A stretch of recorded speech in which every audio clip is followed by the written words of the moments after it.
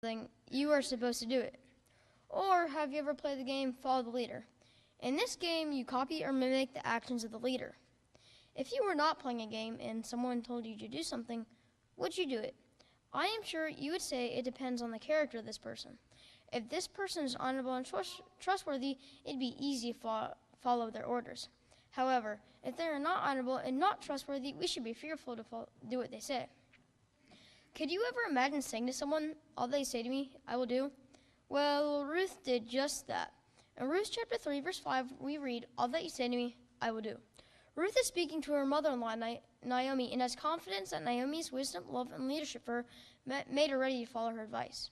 So Ruth is saying that she will follow Naomi's leadership.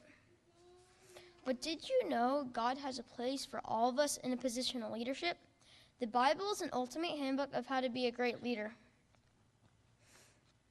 And Proverbs 16 is a great outline of what leadership should be. My first point tonight is a good leader seeks God's direction. Proverbs 16 verse 1 we read, the plans of the heart belong to the man, but the answer of the tongue is from the Lord. And then at verse 3 we continue, commit your work to the Lord and your plans will be established. A good leader will seek the Lord and commit his or her life to the Lord. My second point is a good leader is modest. We have all encountered a leader that is more full of himself than full of God. Proverbs 16 verse 5 we read, everyone who is arrogant is in the heart is abomination to the Lord. Be assured that he will not go unpunished. My third point tonight is a leader is a peacemaker. Proverbs 16 verse 7 states, when a man's way pleases the Lord, he makes even his enemies to be at peace with him. My fourth point is a good leader is fair and just.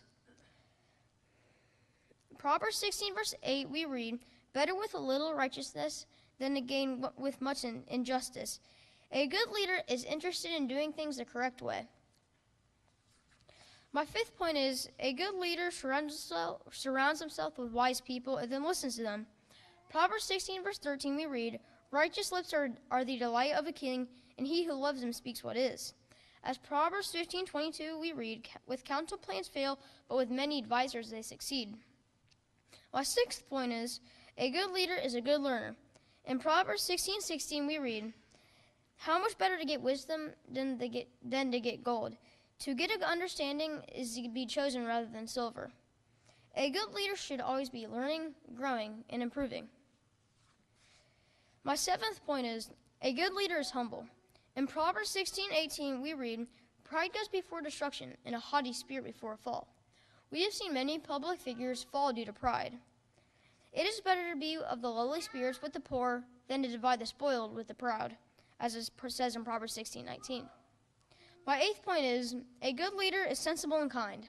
In Proverbs 16:20-23 we read, good sense is a foundation of life to him who has it, but the instructions of fools is folly.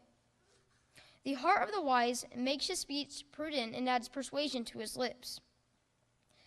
Being sensible makes a leader more effective. A good leader also uses gracious and kind words. My final point tonight is, a good leader is slow to anger. As it reads in Proverbs 16 verse 32, the Bible says, whoever is slow to anger is better than the mighty, and he who rules the spirit than he who takes the city. No leader is a perfect leader other than Jesus Christ, who is the greatest leader to ever live on this earth. But with the guidance of what the Bible teaches, anyone can become a great leader.